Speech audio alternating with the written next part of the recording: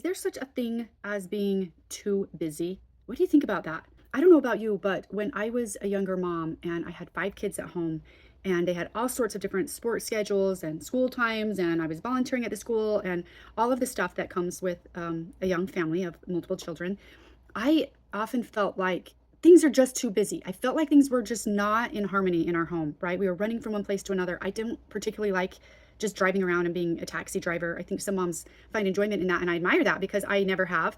And there were just times I felt extremely uncomfortable. But interestingly enough, it also felt uncomfortable at times because I feel like I didn't have enough to do. You might be like, that sounds crazy, and it kind of does. But to be honest, especially I think for stay-at-home moms, sometimes the daily grind gets old and it gets a little bit boring. And part of it might be that we're not being mentally challenged enough, or creatively challenged, or whatever it might be. But there's just so much more to it than that. And so it's just like, what and how do we strike the perfect balance? And first of all, there probably isn't a perfect balance, right? Let's just get that out of the way right now.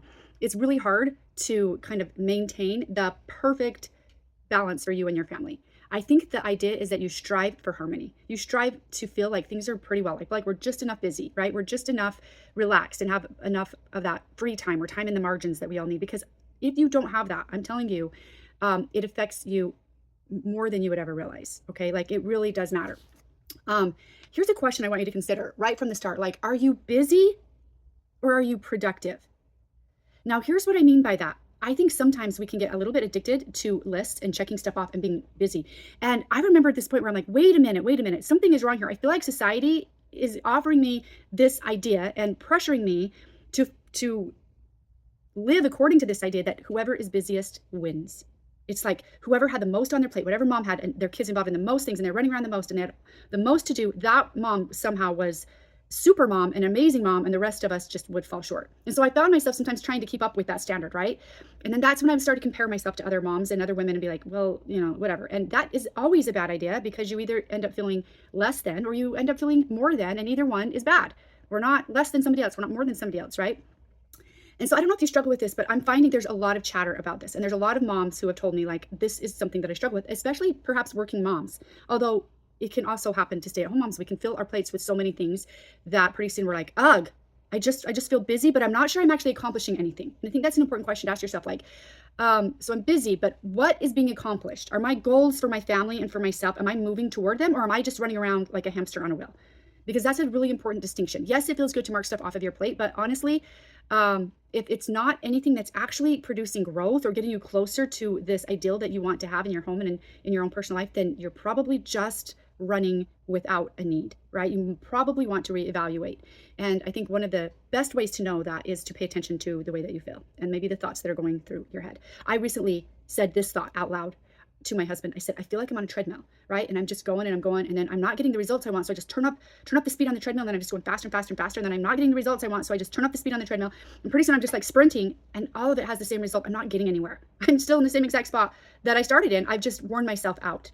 And so this is an important thing for you to think about. Like, are you on that treadmill? Like, are you telling yourself, or the thoughts you're having, like, I feel like so stressed out, I'm so overwhelmed, I'm so frustrated, like there's not enough time. Pay attention, because that is a really good, like, red flag that maybe you need to make a change. And sometimes we go through little seasons that are busier, and that's okay.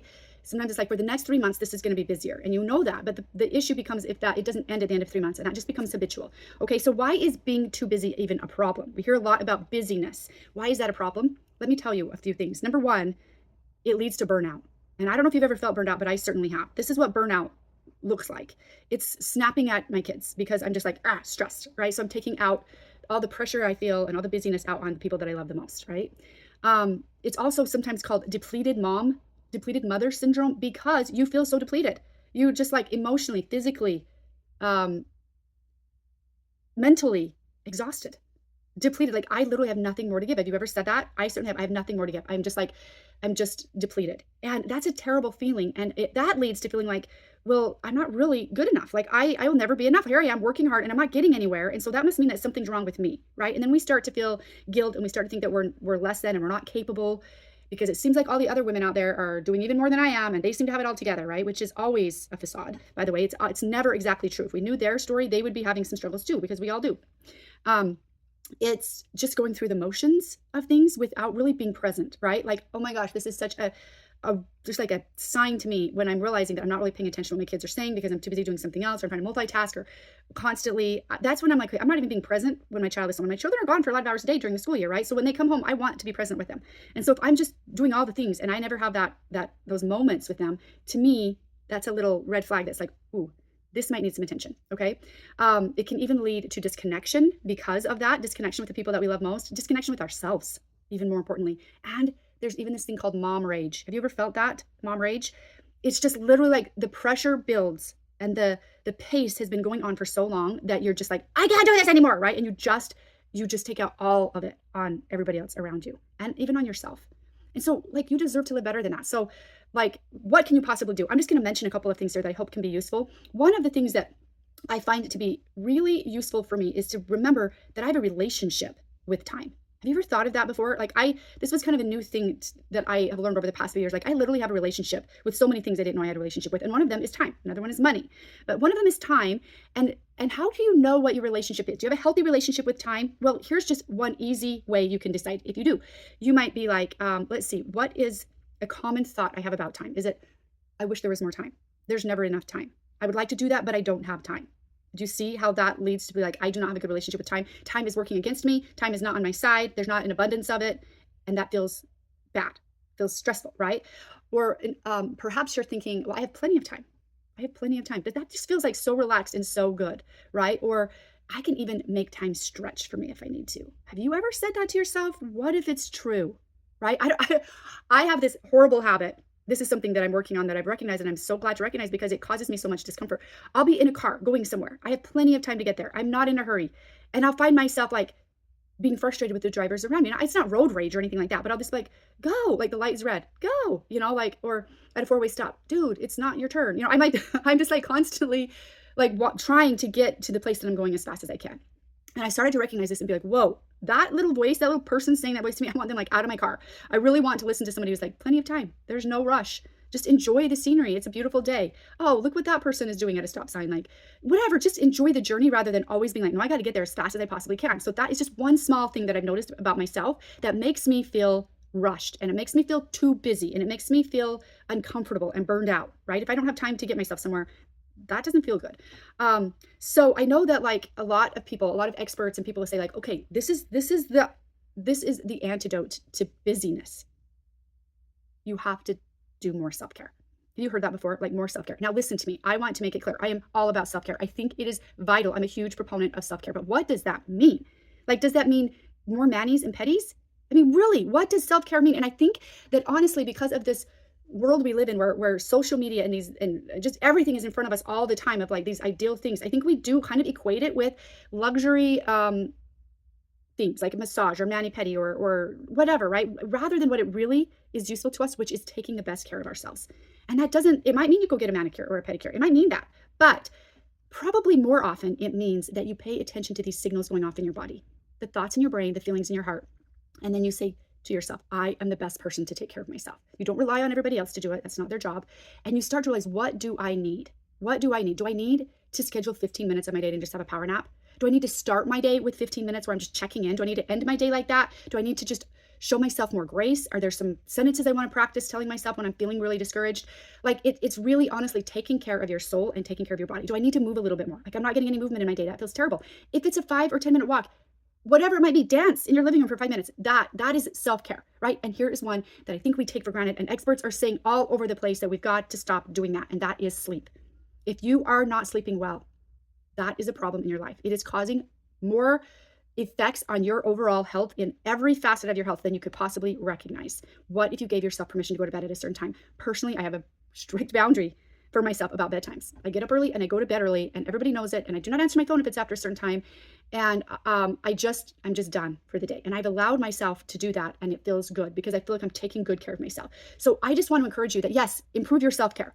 But I think a big part of that is paying attention to that narrative in your head and how it's affecting the way that you feel, paying attention to those feelings, and then deciding, what do I want to do about it? This is so fascinating that I feel this way, that I'm feeling so rushed every time I get in the car. Where is that coming from? What do I want to do about it, if anything?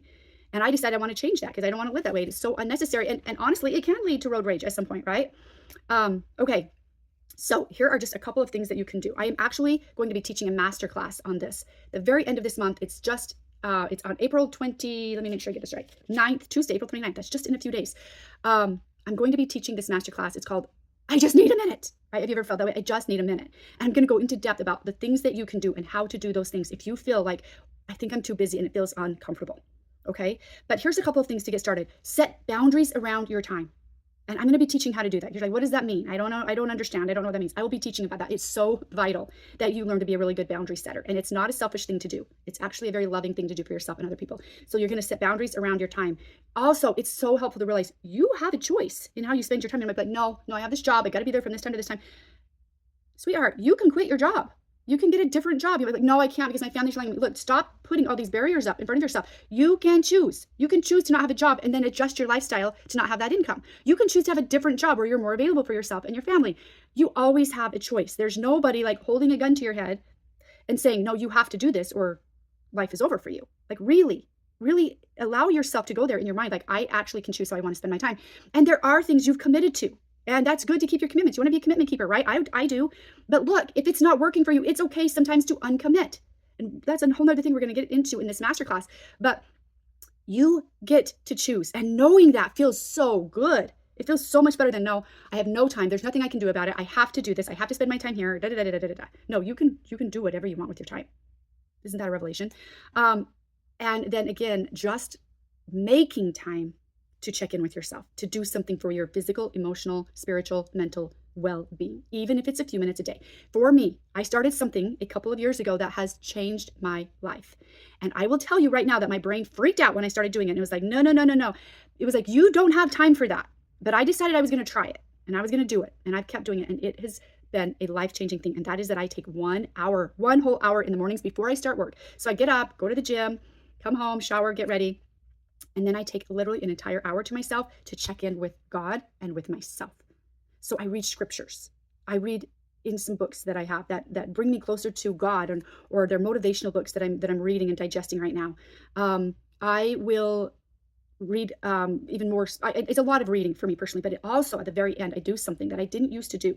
And I don't know if you're a spiritual person or not, and it doesn't matter. You can choose how to do this. But for me, my faith is like the most important. It is the foundation of my life. And so then I literally take as much time as necessary and I talk to God. I pray like I've never prayed before. And I know that I have time. I've scheduled that time into my day. So I'm not like saying this rushed prayer that I'm usually in a habit of saying. I'm literally talking to him. I'm just telling him like he's my best friend, like all the stress I feel and the problems I'm having. And I'm thanking him for the strength he's given me. And I'm just literally conversing with God, and it is changing everything. And the reason that I can do that is because I've scheduled that time for myself. And I know it's on my calendar and there's nothing else I should be doing instead of that. This is what I should be doing. 1 hour of just that checking in. It starts my day off in the most incredible way, and it changes everything. So figure out what works for you. Start small if you need to. 10 minutes, it's fine. The thing is that if you don't figure this out, it comes back to bite you. I think that we've all experienced that where, like if I keep going down this road, if I keep running faster and faster on this treadmill, I'm not going to be able to keep this up. I'm going to break down. I'm definitely going to have burnout. It's going to affect my family. It's definitely affecting me, and we all deserve better than that. So before I leave, I just want to mention one other thing to think about. Is it possible to not be busy enough? Have you ever thought about that? Like it almost seems like, well, who in the world is not busy enough? Like I think we're all running around like chickens with our heads cut off. But let me tell you, sometimes when we've been super productive and we have a pretty busy schedule, and then maybe something changes in our lives, we start to feel like we're letting ourselves down. We start to feel like, oh no, now I'm not enough and I'm not keeping up.